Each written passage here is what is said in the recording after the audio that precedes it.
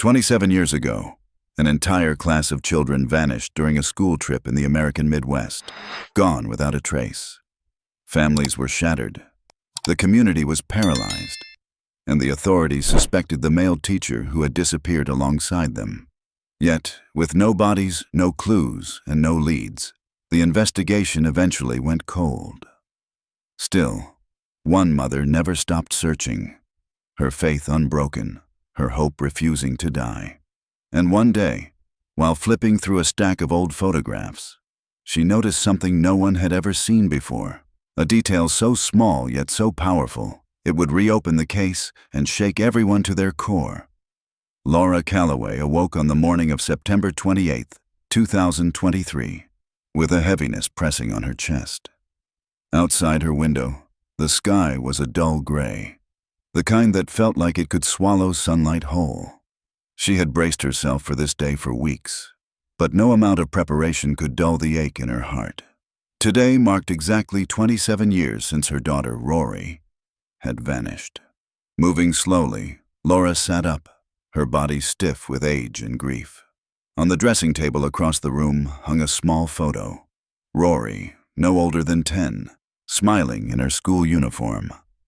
Laura reached out and took the picture in trembling hands, her eyes misting as she whispered, "Oh, Rory." The sound of her own voice cracked the silence of the house like glass breaking. For a long moment, she simply stared at her daughter's innocent face, a face that time had not been allowed to change. Then she drew in a deep breath, willing herself to stay strong. She had survived the darkest years of her life, and she wasn't about to fall apart now. After washing up and dressing in her favorite blue sweater, Laura checked her phone. A message blinked on the screen, from her closest friend, Helen Carter.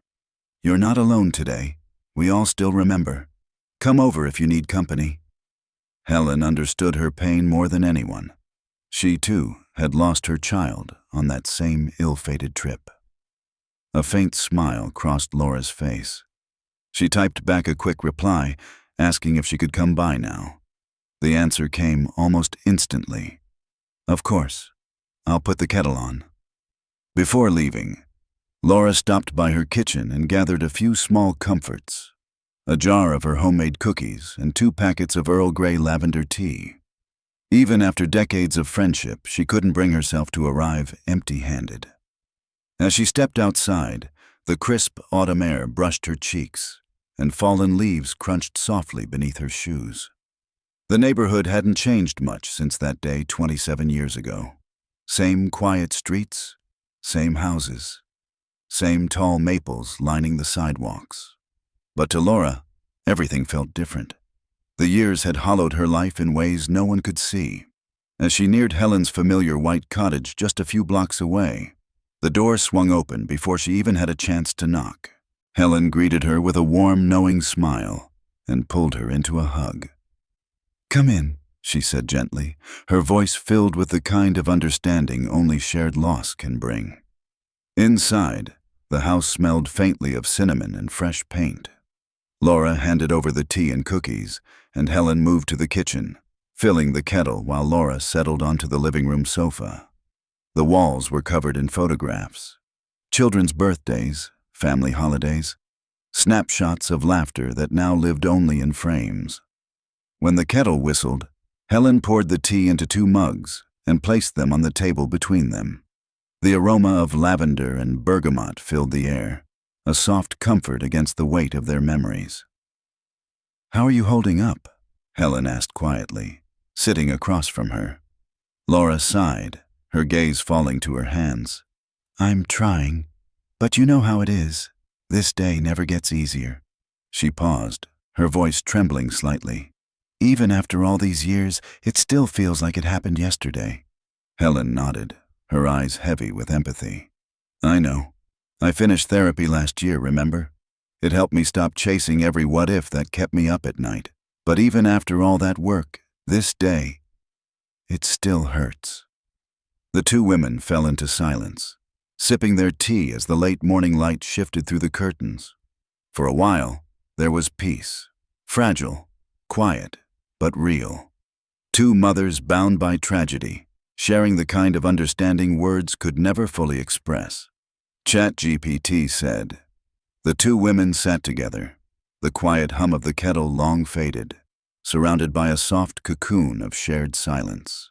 For years they had leaned on each other, two mothers connected not just by friendship, but by loss so deep it had reshaped their lives. Their bond had become the thread that kept them from unraveling entirely." Helen set her teacup down and looked at Laura with a faint, compassionate smile.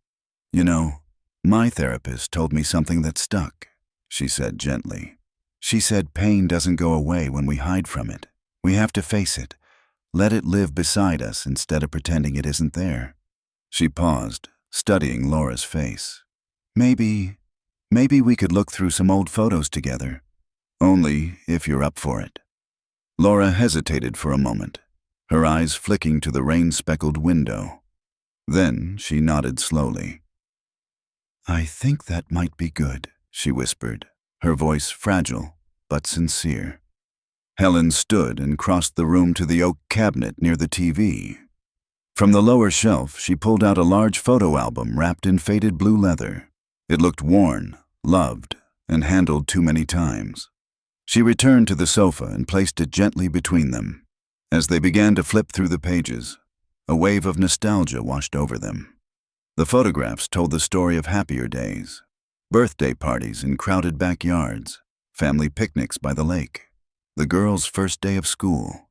Laughter mingled with quiet sniffles as they shared stories, each picture sparking memories both joyful and painful. "Do you remember when Rory and Sally started at that school?" Laura asked, smiling faintly as she pointed to a picture of the two girls in their matching uniforms. "I do," Helen said, a wistful warmth softening her features. "Fifth grade, right? The school had only been open a couple of years back then." "That's right," Laura nodded. "It started with just 6 kids. By the end of the year, they had 15. They worked hard to grow. Remember all those ridiculous discounts they offered to attract parents?" Helen chuckled quietly. "Oh, I remember. They even had banners around town. New beginnings, brighter futures. Wasn't that their slogan?" Laura smiled, but the expression faded as she turned another page and froze.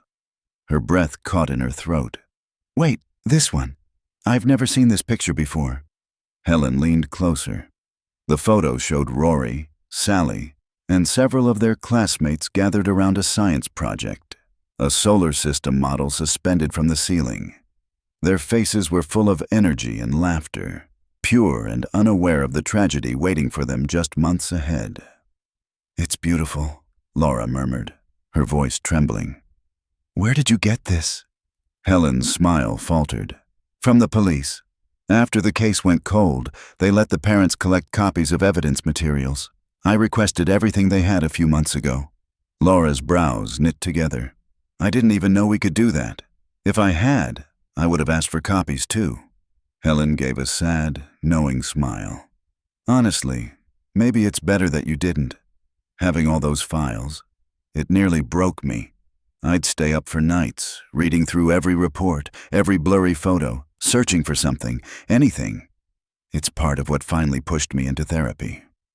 Laura nodded slowly, the words settling heavy in her chest.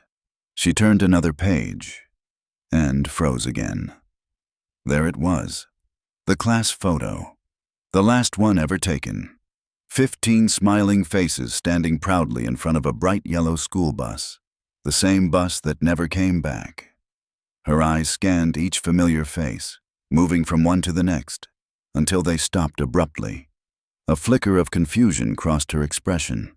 "Helen," she whispered, her pulse quickening. "Why is Principal Lillian Brooks in this picture?"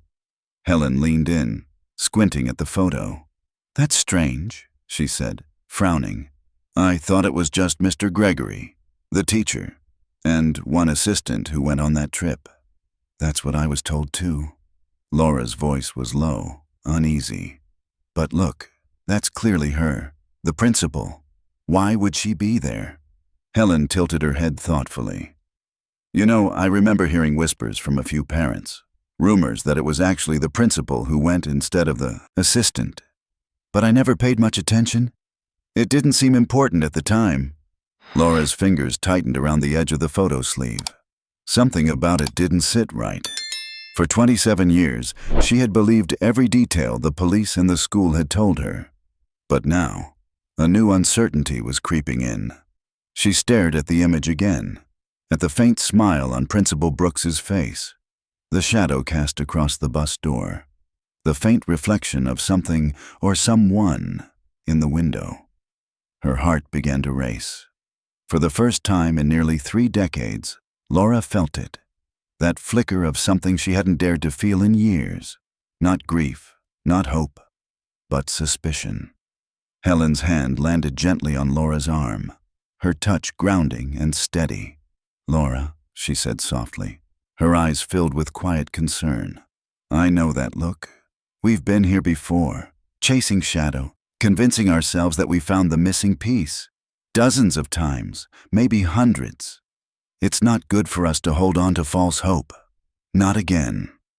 Laura's instinct was to argue, to insist that this time was different, that the strange presence of the principal in that photograph meant something. But the empathy in Helen's expression gave her pause. The older woman wasn't dismissive. She was afraid of seeing her friend spiral back into the dark place she'd fought so hard to escape. "You're right," Laura murmured finally. Though her voice lacked conviction, she took a slow, steadying breath. "It's probably nothing." Helen smiled softly, relief flickering across her face. "Look," she said, pointing at the background of the photo. "It was probably taken before the trip, on school grounds. That would explain why the principal's there. Maybe she was just seeing them off." Laura nodded, but unease still tugged at her gut.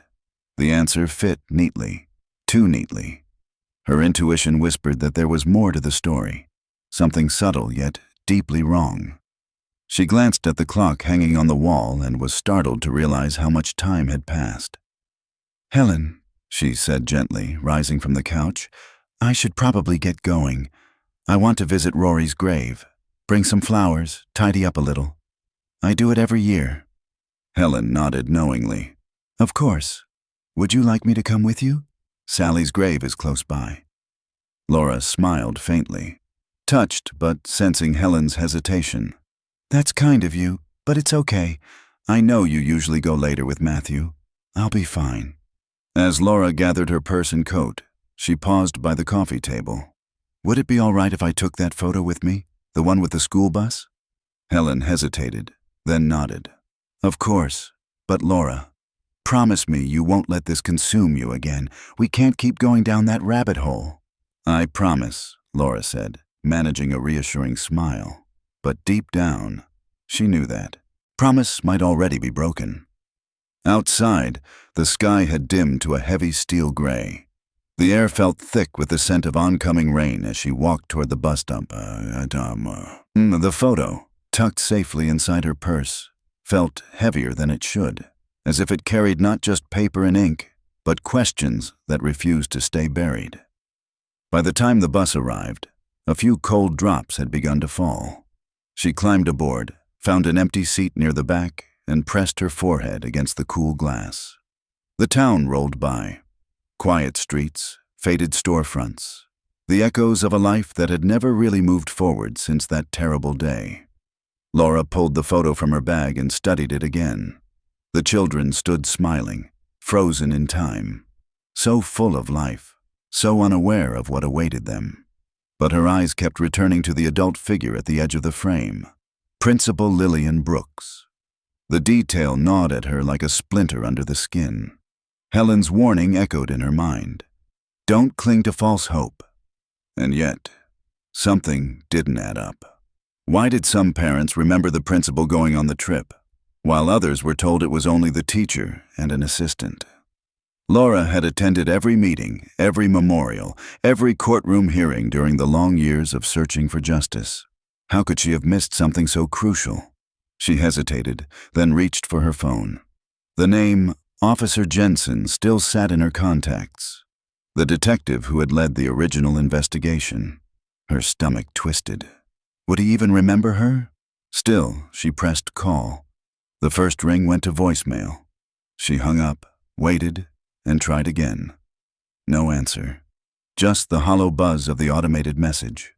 Her thumb hovered over the screen, torn between leaving a message and hanging up. What would she even say? "Hi, it's been almost 3 decades, but I think I found something." It sounded ridiculous. With a sigh, she ended the call and slipped the phone back into her purse. The bus jerked suddenly, swaying as it slowed for a stop. The movement jolted her from her thoughts, but when she looked out the window, her breath caught. They were passing through a familiar neighborhood, the one where Principal Brooks used to live. The sight stirred something deep inside her, a flicker of unease, and the faint, stubborn pull of curiosity she'd been trying to suppress all day. Without thinking, Laura reached up and pressed the stop button. The bus hissed to a halt, and she stood quickly, murmuring an apology to the driver as she stepped out into the gray drizzle. The door closed behind her, leaving her standing on the empty sidewalk. The air smelled like wet pavement and fallen leaves. She looked down the street, her heart thudding. She didn't know exactly what she was looking for, but something inside her told her she was in the right place. Laura's pulse quickened the moment she saw the street, familiar yet changed by time. Rows of houses stood where she remembered them, but their colors had faded, their gardens redone. Still, something about the place tugged at her, pulling her toward a memory she had long tried to bury. Before she could think it through, she pressed the stop button. The bus hissed to a halt, and she stepped out just as the doors began to close behind her, murmuring an apology to the driver.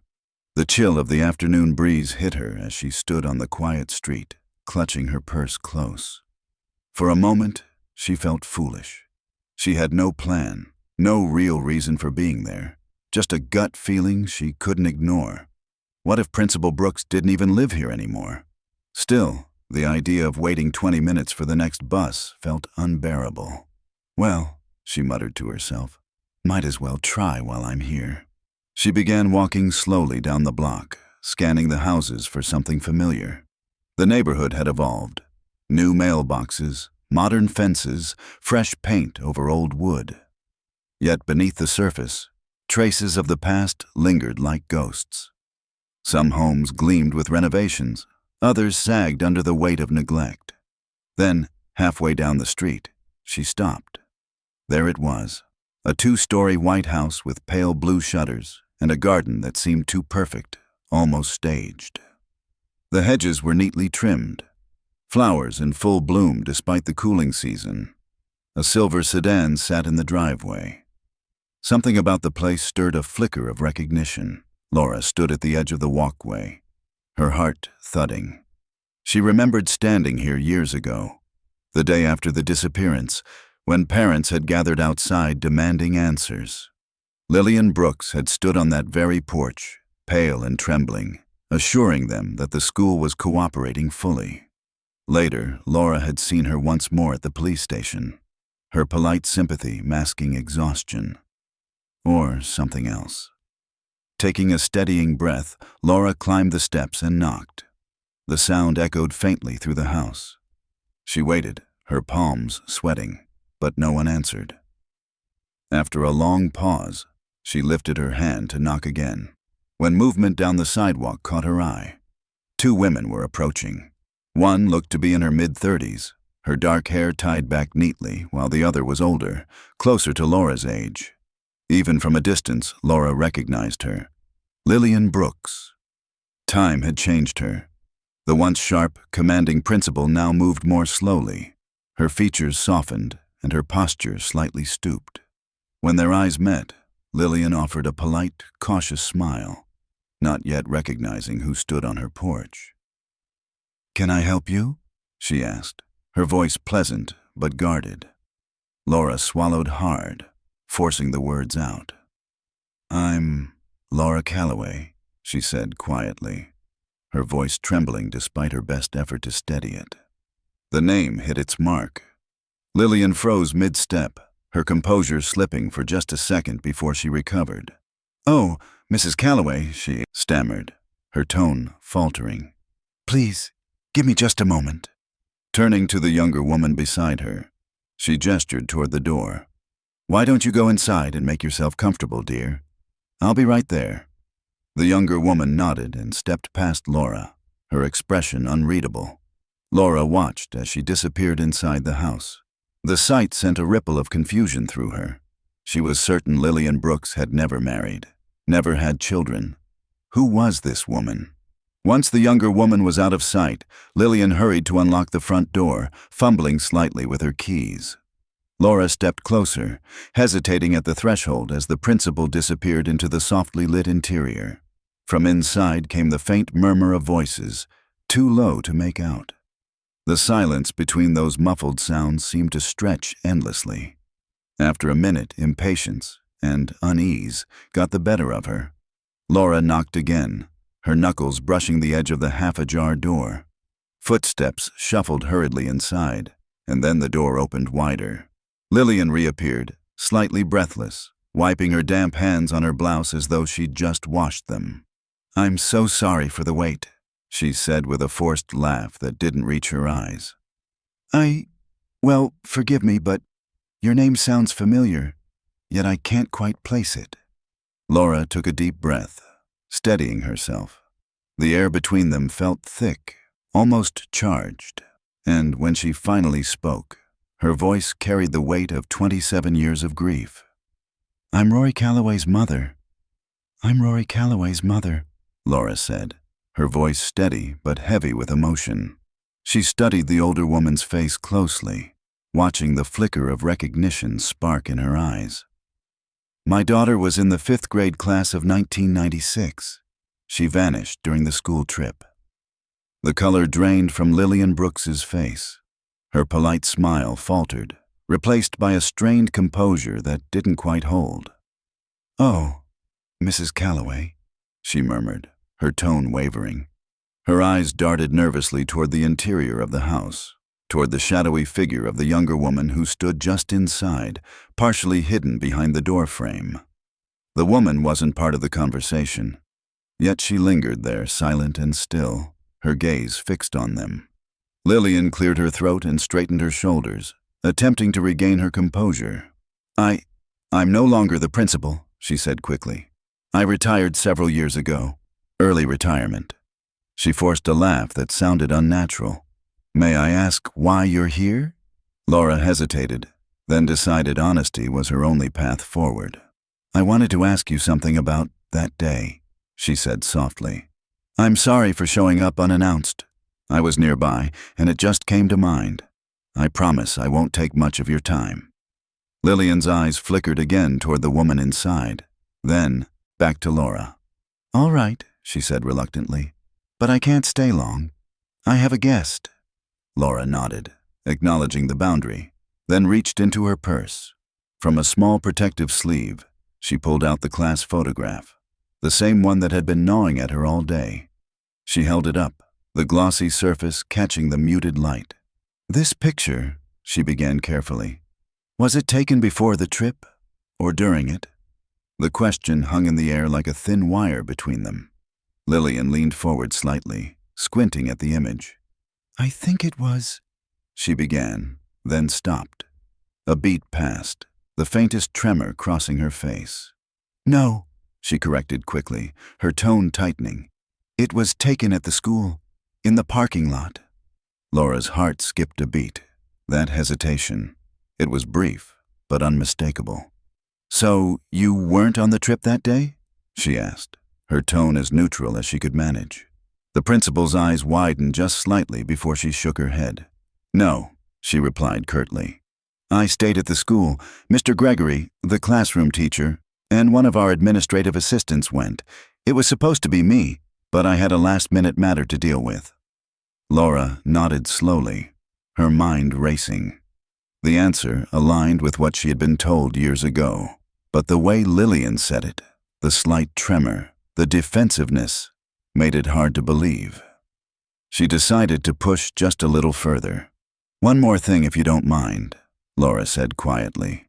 "Did you ever notice anything unusual about Mr. Gregory? Anything strange about his behavior that day?" At that, Lillian's entire demeanor shifted.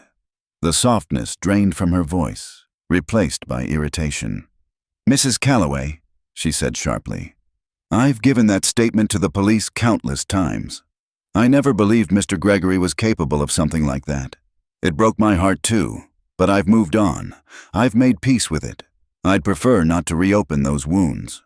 The firmness in her tone made Laura instantly regret asking. "I'm sorry," she said, her voice trembling. "I didn't mean to upset you. It's just, I still can't understand how my daughter could simply disappear into thin air." Her throat tightened, and before she could stop herself, tears filled her eyes. "I guess I was hoping maybe you'd know something I didn't." She reached into her purse for a tissue, dabbing at her face. When her vision cleared, she caught the younger woman's gaze again, still standing silently in the doorway, watching. There was something about the way she looked at Laura, curiosity mixed with something else. Guilt, maybe. Recognition, even. Lillian's voice softened suddenly, breaking the tension. "Mrs. Calloway, I understand your pain. Truly, I do." She stepped closer, her tone gentler now, as though rehearsed. "That day, it shattered so many lives, including mine." But as Laura looked at her, she couldn't help but feel that beneath the sympathy lay something else, something guarded, something hidden. ChatGPT said, "Mrs. Calloway," Lillian said softly, her voice lowering to something almost tender. "It's one of the reasons I took early retirement. As long as I stayed in that school, I could never truly move past what happened." She hesitated, then stepped forward and wrapped her arms briefly around Laura, a gesture that felt both unexpected and oddly rehearsed. "I know today marks 27 years, she murmured. "You're not the first parent to come here on this day. Over the years, several have stopped by, seeking answers." Laura stiffened slightly in the embrace, unsure how to respond. When they stepped apart, she managed a polite, trembling smile. "Thank you for your time," she said quietly. "I should go. I'm sorry for interrupting your afternoon." Lillian nodded, her expression soft but guarded. "Of course, Mrs. Calloway. Please, take care of yourself." As Laura stepped off the porch and began walking down the street, the weight of the encounter pressed hard against her chest. Something about it all, the principal's hesitation, the strange young woman lingering in the house, the inconsistencies in her story, gnawed at her mind like a slow, unrelenting itch. And yet, Helen's voice echoed in her memory. Don't fall into false hope again. Maybe Helen was right. Maybe grief had twisted her instincts. Maybe she was imagining things. By the time Laura reached the bus stop, the clouds had darkened into a bruised gray, and the first drops of rain began to fall. She ducked beneath the metal awning, clutching her purse close, and stared at her phone screen. The empty notifications mocked her. No call, no text, nothing from the officer she'd once known. Should she try again? Would he even remember her after all these years? The bus arrived before she could decide. She climbed aboard and took a seat by the window, resting her palm on the photo tucked inside her coat. The bus rumbled forward, and she watched raindrops streak down the glass, turning the outside world into a blur of color and motion. She couldn't stop replaying her visit. The way Lillian had fumbled her words, the faint tremor in her hands, the look in the young woman's eyes, not curiosity, but fear.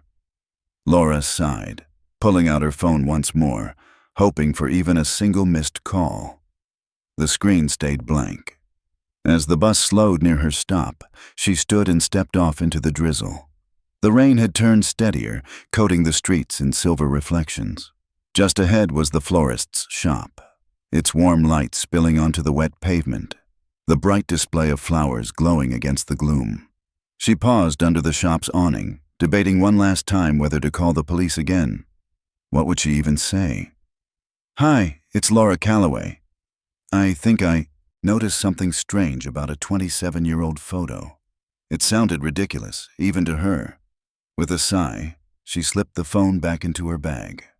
Maybe Helen was right. Maybe she was just reopening old wounds for no reason. But as much as she wanted to believe that, something inside refused to settle. The image of the young woman in Lillian's house lingered like a shadow in her mind. Taking a deep breath, Laura made a run for it, clutching her purse over her head as the rain intensified. The cold drops soaked through her sweater, but she barely felt them. She just needed to make it across the street. The florist's bell chimed softly as she stepped inside. Warmth and color enveloped her instantly, the comforting scent of roses and fresh greenery filling the air. "Miss Calloway," came a familiar voice. Sarah, the shop owner, smiled warmly from behind the counter.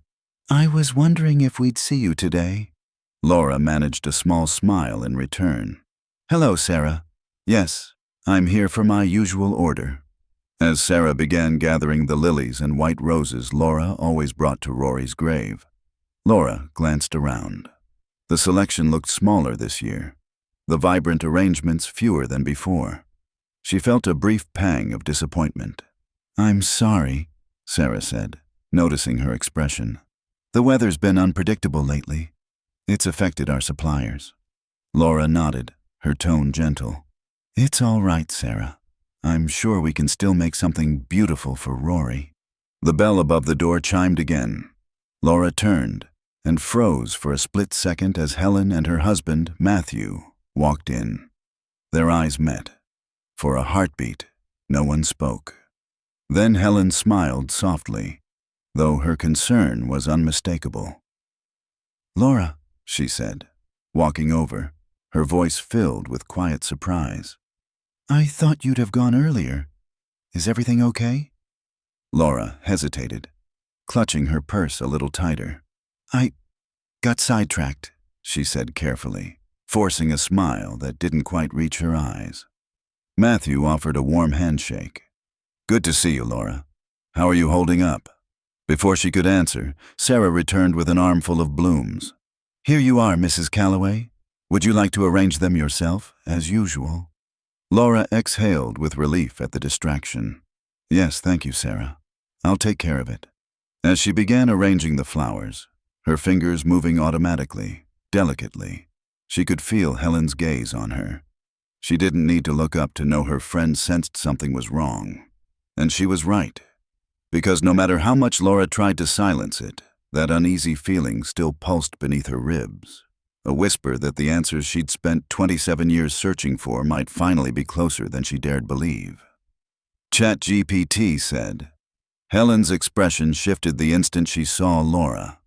Surprise flashing first, then quiet concern softening her features. "Laura," she said, approaching her friend carefully. "I thought you'd already gone to the florist hours ago. Is everything okay?" Laura hesitated, her fingers tightening around the strap of her purse. How could she explain? How could she make it sound rational? That she'd impulsively gotten off a bus near the home of the woman she'd once accused, if only in her heart, of hiding something. "I got a little sidetracked," she said finally, her tone deliberately casual. "But it's really good to see you both again." Matthew reached out to shake her hand, his grip warm and steady. "It's good to see you too, Laura," he said with a kind smile. "How are you holding up today?" Before Laura could answer, the florist, Sarah, returned from the back room, her arms full of pale lilies and soft pink roses. "Here you are, Mrs. Calloway," she said brightly. "Would you like to arrange them yourself, as usual?" "Yes, thank you, Sarah," Laura replied, grateful for the interruption. It gave her a moment to collect herself. As she began arranging the flowers, the repetitive, familiar motion of trimming stems and adjusting leaves offered a quiet comfort. Around her, the shop was hushed. Only the rustle of wrapping paper and the muted murmur of conversation between Helen and Matthew broke the silence. But Laura's thoughts were far from peaceful. They drifted back to Lillian Brooks, to her trembling hands, the flash of panic in her eyes, and the young woman who had watched from the shadows of that house. Should she tell Helen what she'd done? Or would Helen just see it as another desperate attempt to chase a ghost that no longer existed? When she finally tied the ribbon around the bouquet, she looked up and found Helen watching her with a gentle smile, her eyes glistening. "That's beautiful, Laura," Helen said softly. "Rory would have loved it." The mention of her daughter's name sent a sharp ache through Laura's chest. She swallowed hard, forcing a smile. "Thank you. I hope so." The three of them carried their bouquets to the counter, where Sarah began to wrap Helen's arrangement in crisp white paper. Laura studied her friend's face as she waited. There was grief there, of course. There always would be. But beneath it was something Laura hadn't yet found for herself. Acceptance. "Helen," she said suddenly, her voice low, "there's something I need to tell you about today." Helen turned toward her, curiosity flickering in her eyes. "What is it?" Laura hesitated, gathering her courage. "After I left your house, I went to see Principal Brooks." Helen's eyes widened in shock. "You did what? Why?" Before Laura could answer, Sarah handed them their bouquets, her cheerful tone breaking the tension. "Here you are, ladies. I hope these bring you some comfort today." They both thanked her, then stepped out of the shop. Rain had stopped, leaving the air crisp and clean, carrying the scent of wet earth and flowers. Matthew unlocked the car and looked over his shoulder. "Why don't we all go together? It'll save us the drive back later." Laura nodded, grateful for the offer, even as her mind raced. As they walked toward the car, she could feel Helen's eyes on her, patient but insistent. By the time they slid into their seats, the silence between them felt thick enough to touch. Helen turned to face her, her expression a mixture of concern and disbelief. "Laura," she said gently, "why did you go to see her? What were you hoping to find?" Laura's fingers tightened around the bouquet resting in her lap. She took a deep breath, her voice quiet but firm. "Because I can't stop thinking about that photograph." Laura stared down at the bouquet resting in her lap, her fingers tightening around the stems as she tried to steady her voice. "I couldn't shake the feeling that something wasn't right about that class photo," she said quietly. "The one with the school bus." Helen turned in her seat, her brow furrowing. "The one we looked at earlier. What about it?" Laura hesitated for a beat before speaking. "I asked Principal Brooks about it. She said it was taken at the school before the trip. But Helen, at first, she said it was during the trip. Then she caught herself and changed her answer. It felt off, like she was hiding something." Her words came faster now, the unease that had been simmering since her visit rising to the surface.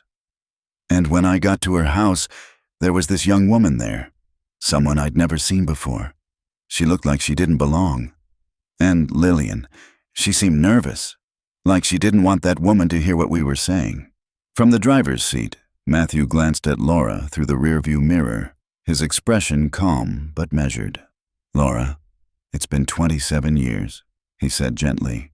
"Memory can play tricks on people, especially after so much time, and with something so painful." Laura nodded, swallowing hard. "I know, I do. But this felt different, like she was lying to cover something up." Helen and Matthew exchanged a glance that said more than words ever could. After a moment, Helen spoke softly but firmly. "Laura, I understand why you're doing this. We all want answers. Believe me, I've been there too. But we've gone through this before. Remember 3 years ago? You thought you'd found a connection between the bus driver and that case in Oregon." A flush of embarrassment crept up Laura's neck. She remembered too well. The endless nights poring over articles, the desperate hope that had collapsed under the weight of fact. "This isn't the same," she said quietly, though the conviction in her voice wavered. The car fell silent as they drove on, the town giving way to rolling hills and patches of open countryside. The storm, clouds were breaking apart, shafts of sunlight spilling through in fractured beams. Matthew spoke again, his tone kind but firm. "Laura, we care about you. We just don't want to see you hurt again. False hope can be cruel." Laura stared out the window, her reflection faint against the glass. "I know," she whispered, "but I can't help what I feel. Rory, Sally, all of them. They deserve more than to just be forgotten. They deserve the truth." Helen reached back from the passenger seat and took Laura's hand, giving it a reassuring squeeze.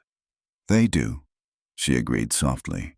But sometimes the truth is that we may never know everything, and that's the hardest kind of truth to live with. As Matthew parked near the cemetery gates, Laura felt a tangle of emotions knotting in her chest. Grief, guilt, and something else she hadn't felt in years. Determination.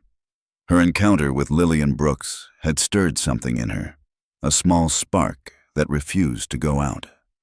They stepped out into the cool, damp air. The ground was still wet, the scent of rain and earth mingling with the faint sweetness of freshly cut grass. The cemetery stretched before them, quiet, solemn, rows of gray stones glistening faintly under the emerging sunlight. Their footsteps were muffled as they made their way toward two graves nestled side by side. Rory Calloway and Sally Carter, friends in life, forever linked in loss. Laura knelt beside Rory's headstone, her hands trembling as she placed the bouquet at its base. The bright petals stood in tender defiance against the dull gray stone. She traced the carved letters of her daughter's name, her touch gentle, reverent. It always cut her deeply that this was only a memorial, an empty grave marking a life without closure. There was no body beneath the soil, no certainty of what had become of Rory. The stone was both a comfort and a cruel reminder, a place to grieve, but never to heal. With a shaky sigh, she reached into her purse and pulled out the faded class photo once more. She held it up, her thumb brushing over Rory's smiling face, her eyes bright, her hair neatly tied, her uniform just slightly crooked as always. Memories washed over her, Rory's laughter echoing through their old home, her habit of humming while brushing her hair, the way she would run back to hug her one last time before heading to school. A single tear slipped down Laura's cheek as she whispered, "I still miss you, sweetheart. Every single day." Laura froze, the sound of the woman's voice cutting through the soft hush of the cemetery like a sharp breath of wind. She turned fully, her heart pounding, and met the woman's eyes. Up close, she could see how young she was, late 20s at most, with pale skin and dark hair dampened slightly by the fading drizzle. There was something strangely familiar about her face, though Laura couldn't place it. Laura began, choosing her words carefully. "I went there to ask about my daughter, about that school trip 27 years ago." Her voice trembled slightly, the rawness of her emotions bleeding through. "I thought maybe Principal Brooks remembered something that might help me understand what really happened." The woman's expression flickered. Surprise, fear, and something else Laura couldn't quite define. "You think she knows more than what she told the police?" she asked quietly. Laura studied her face. The question didn't sound casual. It sounded personal. "I don't know," she admitted, her tone cautious. "But she seemed uneasy, nervous, like she was afraid of saying too much." The woman lowered her gaze, clutching the framed photo tighter to her chest. For a moment, it looked as though she might walk away, but then she spoke, her words trembling with emotion. "You shouldn't trust her." The air between them seemed to shift. "What do you mean?" Laura asked, her voice soft but urgent. The woman hesitated, glancing around the cemetery as if afraid they were being watched. "I shouldn't be talking to you," she said under her breath. "She told me never to mention that day to anyone, ever." Laura's pulse quickened. "She told you that?" The woman nodded, her eyes brimming with tears. "You don't understand. She's not who you think she is." Before Laura could press further, Helen's voice called from behind, echoing faintly across the rows of gravestones. "Laura, is everything okay?" Laura turned for just a second, raising a hand to signal she was fine. But when she looked back, the woman was gone. The space where she had been standing was empty, only the faint impression of her shoes left in the damp earth. The framed photograph was gone too.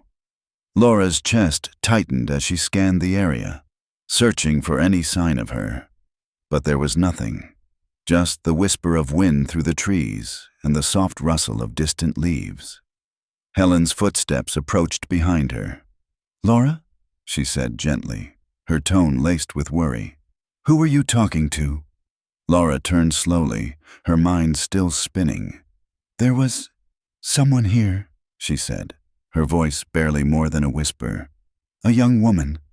I saw her earlier today at Lillian Brooks's house. She said— Laura stopped, realizing how insane it might sound.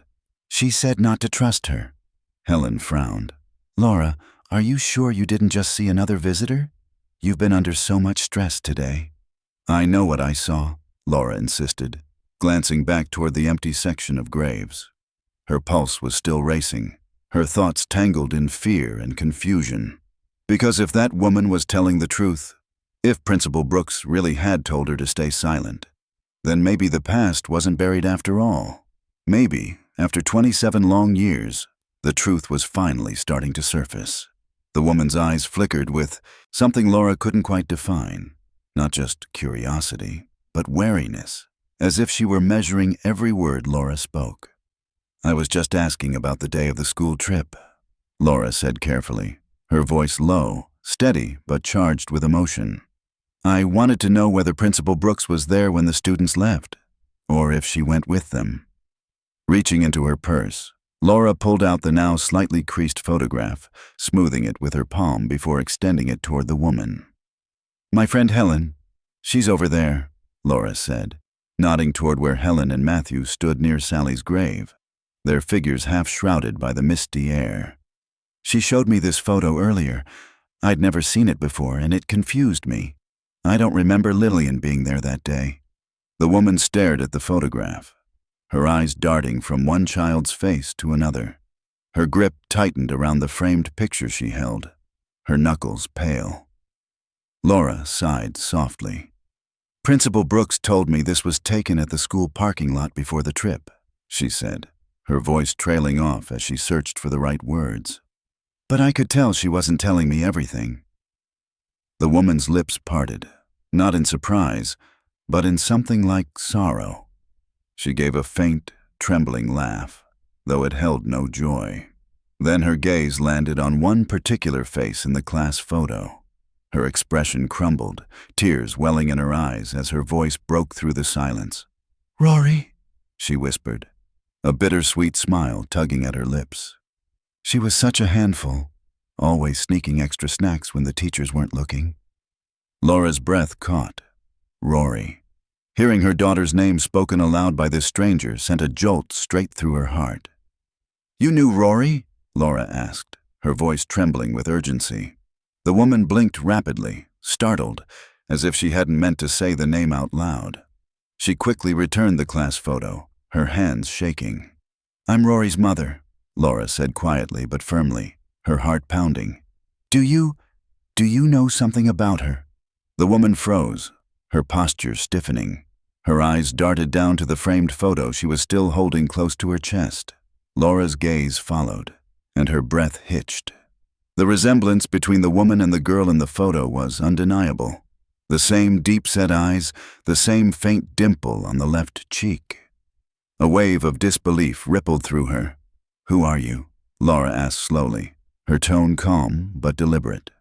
Are you this girl? She pointed to the photograph, her pulse quickening. The woman's denial came too fast, too loud. No, she shouted, stepping back as if she'd been struck. But her eyes betrayed her, wide with fear. It's okay, Laura said softly, taking a cautious step closer. You don't have to be afraid. Are you one of the survivors? The woman shook her head again, but Laura could see the panic building behind her expression. The way her denial came out sharp and rushed. It wasn't defiance. It was fear. No, she insisted weakly. You're mistaken. That's not me. Laura's eyes softened, her tone shifting to quiet resolve. No, it is you, she said. I can see it in your face. You are her. The woman's shoulders slumped, her defenses cracking. Her voice dropped to a whisper. You don't want to know who I am, she murmured, shaking her head. It's better that way, for everyone. Laura's heart broke at the despair in her tone. Please, she said, her voice trembling but resolute. For 27 years, I've lived with this emptiness, not knowing what happened to my little girl. Every year I come here, and for a moment, the pain dulls. But when this day returns, it all floods back again. I just need to understand. Please, if you know anything, tell me." The woman looked at her, truly looked at her, and something shifted in her eyes. Compassion, guilt, pain. Laura pressed on, her voice steady now. "Why were you at Principal Brooks's house earlier? You can't be her daughter. I know she doesn't have one." The woman's breath hitched, her fingers trembling as she clutched the photograph tighter. For a long, silent moment, it felt as if the world had narrowed to just the two of them, suspended between past and present, grief and revelation. Finally, the woman exhaled, her voice barely audible. "You're right," she whispered. "I'm not her daughter." Laura's heart thudded in her chest. "Then who are you?" The woman hesitated, her lips quivering as she finally said it. "I'm one of them," she breathed. "One of the missing students." Laura's world tilted. The ground seemed to sway beneath her feet. "What?" she gasped. The woman looked up, tears streaming down her cheeks. "My name is Audrey Whitman," she said softly. For a heartbeat, Laura couldn't breathe. That name, Audrey Whitman, was etched into one of the headstones she'd walked past countless times. A memorial to a life that, everyone believed, had ended 27 years ago. But now, standing before her, very much alive, was the girl whose grave lay only a few steps away. ChatGPT said. Laura's voice trembled as she struggled to process what she was hearing. "The tragedy. You were in my daughter's class," she whispered, forcing herself to stay composed even as shock pulsed through her veins. "Did your family know you were alive?" Audrey shook her head slowly, her expression heavy with guilt. "No," she said softly. "That's why I come to the graves later in the day. My parents always visit in the morning." Laura blinked, her heart tightening. She could picture it now, Audrey's parents at this very spot each year, their faces etched with sorrow, unaware that their daughter still walked this earth. "Why didn't you go home?" she asked gently, her voice full of compassion but edged with disbelief. "I'm too broken," Audrey murmured, her voice cracking under the weight of the confession. "It's a long story." Laura's throat constricted.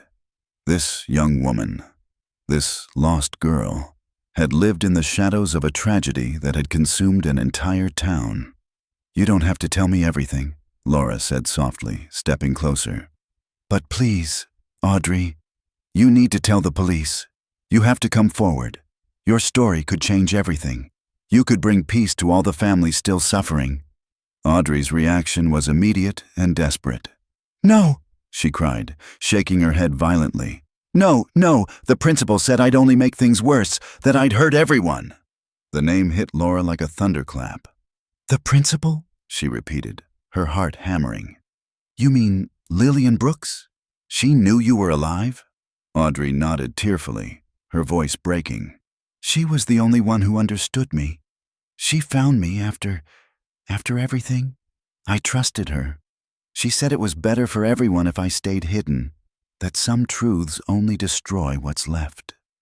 Laura could barely contain her outrage. "Audrey, pain is living in the unknown," she said, her voice trembling with conviction. "And all of us have been living in that pain for nearly 3 decades. It can't get any worse than this. But your truth, it could save us. It could bring closure." Audrey looked up, her tearful eyes searching Laura's face. "You really believe that?" she asked, her voice barely a whisper. "I do," Laura said, nodding firmly.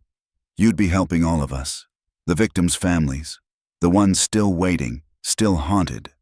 Please, Audrey." For a long moment, the only sound was the rustle of wind through the trees.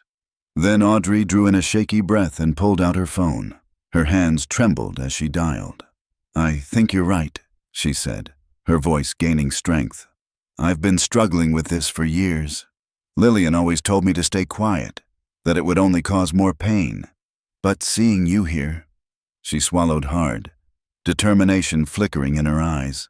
"I can't keep running anymore. I'll call the police." As the phone rang, Laura's heart pounded in her chest. "Audrey," she whispered urgently, "do you know where Rory is?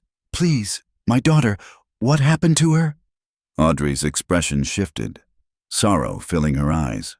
She hesitated, then nodded slowly, her gaze heavy with unspoken pain. Before she could answer, movement behind them drew Laura's attention. Helen and Matthew were approaching, their concerned faces scanning the scene. "Laura?" Helen called softly. "What's going on? Who is this?" Laura turned toward them, her pulse racing. "Helen, Matthew, this is Audrey Whitman," she said, her voice trembling with awe. She was on the bus that day. She's alive." Helen's mouth fell open, disbelief flashing across her face. "That's not possible!" Before anyone could say another word, the distant wail of police sirens shattered the quiet. The sound grew louder, closer, echoing off the gravestones. Audrey flinched, every muscle in her body tensing. For a moment, Laura feared she might bolt, but Laura stepped forward, her tone steady and firm. "Audrey," she said, locking eyes with her, "if you loved Rory and Sally, if you care about any of them, you have to tell the truth now." Audrey's chest rose and fell rapidly. Then, slowly, she nodded. "Okay," she whispered. "I'll talk, but at the station." 2 officers emerged from a patrol car, their radios crackling. "Ma'am, are you the one who called?" one of them asked. Audrey wiped her tears and straightened. "Yes," she said, her voice trembling but resolute. "My name is Audrey Whitman. I'm one of the survivors of the missing children, from 27 years ago." The officers exchanged a stunned look before one lifted his radio to confirm her name. Static filled the air as dispatch began to check records. When the officer lowered his radio, his expression had changed, part disbelief, part caution. "We'll need everyone to come with us to the station," he said firmly. "This area needs to remain undisturbed." Audrey nodded, her face pale but determined, and followed the officers toward their squad car. Laura, Helen, and Matthew trailed behind, the air thick with shock. Once they were back in Matthew's car, Laura finally exhaled, her hands trembling. "You won't believe what just happened," she said, her voice shaking as she turned to Helen and Matthew. "She's alive, Audrey Whitman, and Lillian Brooks knew it. She told her to stay hidden all these years." Helen stared at her, speechless. Matthew frowned, his jaw tightening. "Why would the principal keep something like that secret?" he muttered. Laura looked out the window, her reflection pale and haunted in the glass. "I don't know," she said softly. "But whatever Audrey's hiding, it's big. Big enough that someone wanted it buried for 27 years. Lillian Brooks was in danger. That much was clear now, but from whom and why remained a mystery. As Laura, Helen, and Matthew arrived at the police station, the air inside buzzed with tension. The harsh fluorescent lights reflected off the tiled floors, and the faint hum of chatter and ringing phones filled the space. Laura's heart pounded as her eyes swept the room, until she spotted him. "Officer Jensen!" she called out, relief washing over her as she recognized the detective she'd tried to reach earlier. He looked up from his desk, surprise flickering across his face before he quickly approached. "Mrs. Calloway," he said, his voice firm yet apologetic. "I'm sorry I couldn't return your call earlier. I was tied up with an urgent case." Laura barely let him finish. "Officer, you need to take this seriously," she said urgently, glancing toward Audrey. Audrey, she's one of the missing students. She's alive, and she's ready to talk." Jensen's eyes widened slightly, the gravity of her words sinking in. "If that's true," he said, his tone sharpening with focus, "then we're reopening the case right now." He turned to Audrey, his professional demeanor kicking in. "Miss Whitman, please come with me." Audrey nodded nervously and followed him down the corridor toward an interview room. The door closed behind them with a soft click, leaving Laura, Helen, and Matthew in the sterile waiting area. The sound of a distant clock filled the silence as minutes stretched into what felt like hours. Laura sat rigid, her hands clasped tightly together, her thoughts spiraling between hope and fear. For the first time in 27 years, there was movement, real movement. She prayed that Audrey would find the strength to tell everything she knew. Then, suddenly, the quiet hum of the station shifted. Officers began moving quickly through the halls, voices rising with urgency. Papers shuffled, radios crackled with static and commands. Laura caught fragments of conversation. Dispatch a unit. Location confirmed. Arrest order approved. She exchanged a wide-eyed glance with Helen. They're going to her house, Helen whispered. Minutes later, the distant wail of sirens pierced the air outside the station, growing fainter as patrol cars sped away. Hope flickered inside Laura's chest. Fragile but real. Maybe finally they were getting to the truth. Less than an hour later, the doors burst open again. 2 officers entered, escorting a handcuffed woman between them, Lillian Brooks. Her once proud posture was gone. Her shoulders slumped, her face pale and hollow. Her gaze swept the room until it landed on Laura. For a moment, the air seemed to stop. "I'm sorry," she whispered, her voice barely audible. "I never meant for any of this to happen." Before Laura could respond, the officers guided her forward toward booking, their movements efficient and unrelenting. Time crawled by. The waiting room grew quieter as the chaos subsided, but Laura's thoughts refused to still. What could possibly drive a woman, a principal entrusted with children, to betray them? At last, an officer appeared at the door and gestured for them to follow. "Mrs. Calloway, Miss Carter, Mr. Carter, please come with me."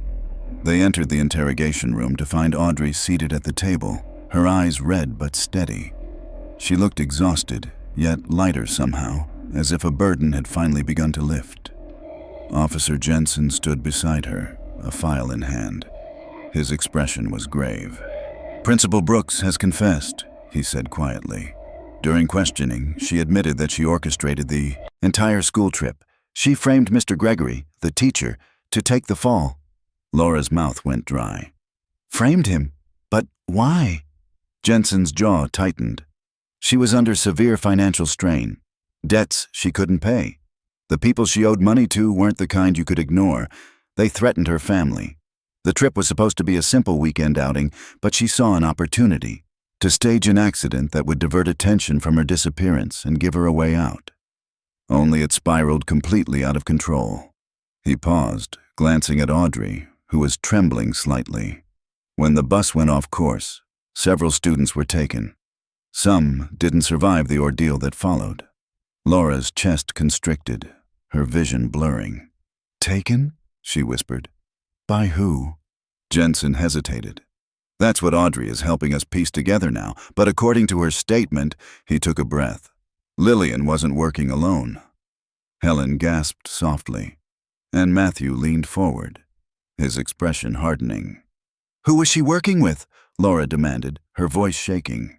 Audrey looked up then, her eyes filled with something deeper than fear. "The people she owed money to," she said quietly. "They were more dangerous than she ever told anyone, and they didn't just want money." The room fell silent. Laura felt the walls closing in around her as the truth began to take shape, something dark, sprawling far beyond a single tragedy. Whatever had happened 27 years ago wasn't an accident. It was something much worse. Officer Jensen's voice grew heavier with every word, his tone stripped of all formality, as though even he struggled to say the truth aloud. "The field trip that was meant to go to Big Bend Park," he began, glancing down at his notes before meeting Laura's eyes, "was sabotaged from the very beginning." Laura's pulse quickened. "Sabotaged?" she echoed, her voice barely a whisper. "Yes," Jensen said grimly. "According to both Lillian Brooks's and Audrey Whitman's statements, the principal conspired with a group of kidnappers. The bus never reached its destination. The driver tried to resist them. He was killed on sight. His body was never recovered, which explains why we found no trace during the original investigation." The words hung in the air like thick smoke. Laura's breath caught, her vision tunneling as Jensen continued. Afterward, he said quietly, the kidnappers took the teacher and the children. They transported them across the border into Mexico. Once there, he paused, his jaw tightening as if he had to force the next words out. Once there, the children were separated and smuggled into different regions. Many were trafficked, sold into illegal operations. Some were forced into organ harvesting networks. A gasp tore from Laura's throat. Her stomach twisted violently. Helen pressed a trembling hand to her mouth. Matthew's face turned ghostly pale. Jensen hesitated before adding, the female students were targeted for various forms of exploitation by cartel-linked gangs. The boys. He swallowed hard. They were sold overseas as forced labor. The silence that followed was deafening. It was as though the very air in the room had turned to lead. Laura's world seemed to tilt, her pulse roaring in her ears.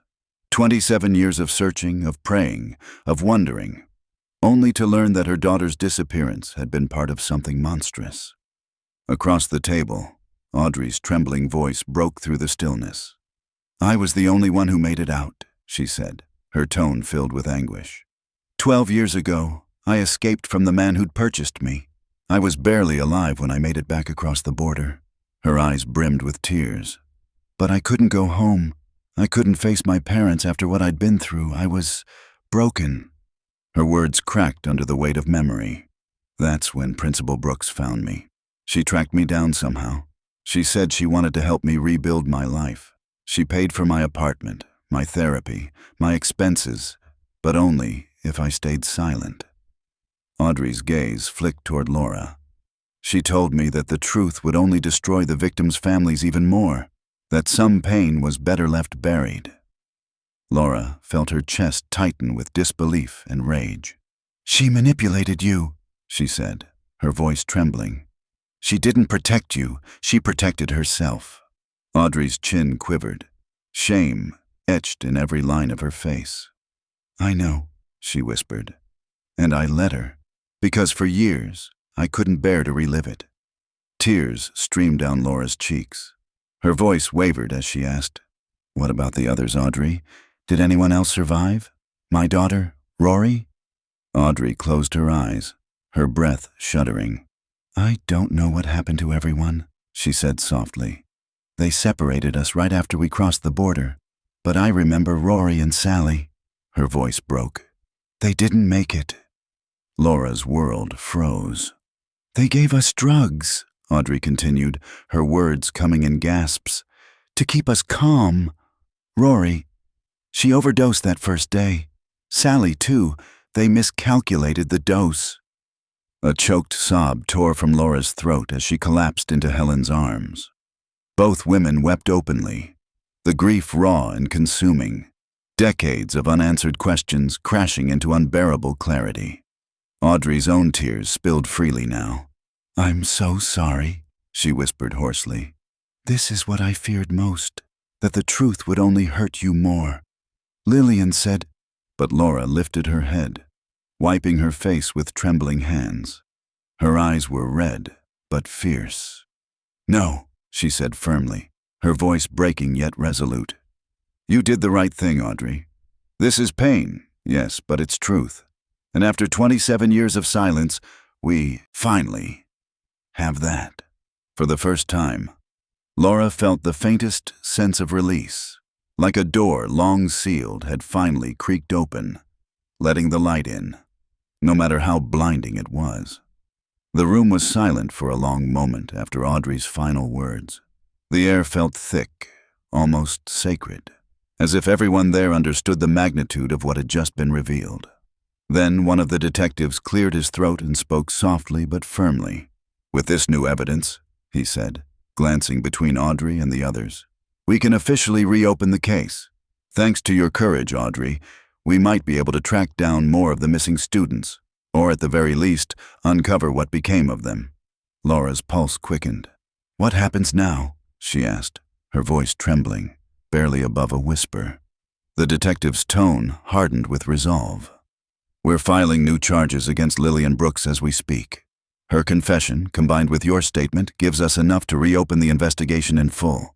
We've already contacted Mexican authorities to coordinate next steps. This case, it's no longer cold." He turned to Audrey, his voice gentler now. "Miss Whitman, you've endured unimaginable trauma. You won't face any charges for withholding what you knew. But because your testimony connects directly to a major trafficking network, we'll be placing you in witness protection. It's crucial that we keep you safe. These people won't want their secrets exposed."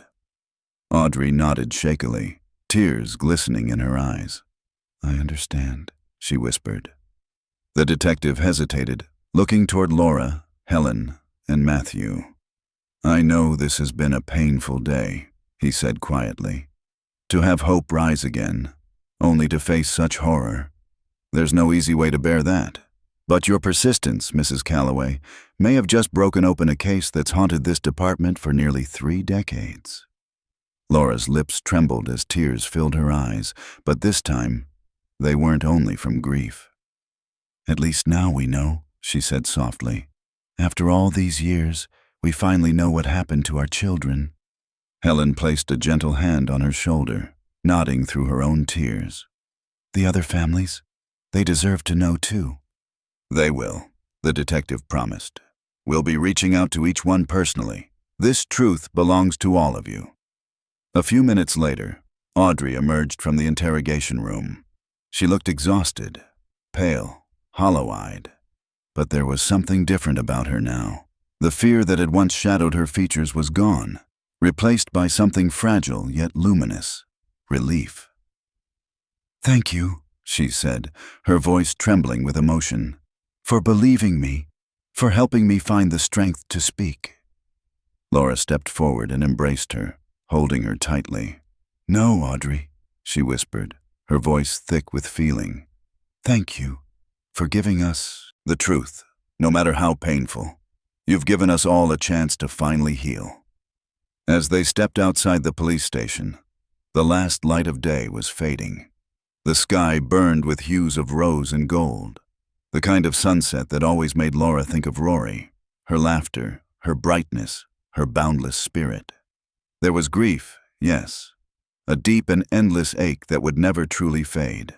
But there was also something new rising quietly in its place: peace. Laura looked at Helen and Matthew and saw the same emotion mirrored in their faces. The bittersweet relief of people who had lived too long with unanswered questions. "What now?" Helen asked softly, her voice breaking the stillness. Laura lifted her eyes toward the first faint stars emerging in the twilight sky. "Now," she said steadily, "we honor our children's memory by making sure justice is served. And we help Audrey rebuild the life she was denied for so long." As they walked toward the parking lot, Laura felt a subtle shift inside her. The grief that had defined her for 27 years was still there, but it no longer owned her. In its place was purpose, a quiet, unwavering determination. For Rory, for Sally, for every child who never came home, and for Audrey, the one who had survived against all odds.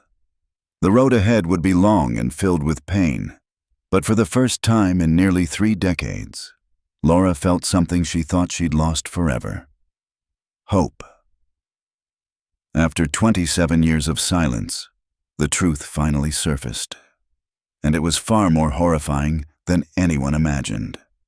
Though the answers brought unbearable pain, they also brought something the families never thought they'd find again. Closure. Laura Calloway's courage didn't just uncover a tragedy, it reignited hope for justice and healing. And as one survivor begins a new life, the echoes of that long-lost class finally fade into peace. But tell us, if you were in Laura's place, would you have kept searching? Let us know your thoughts in the comments below, and don't forget to subscribe for more true stories that will stay with you long after the screen fades to black.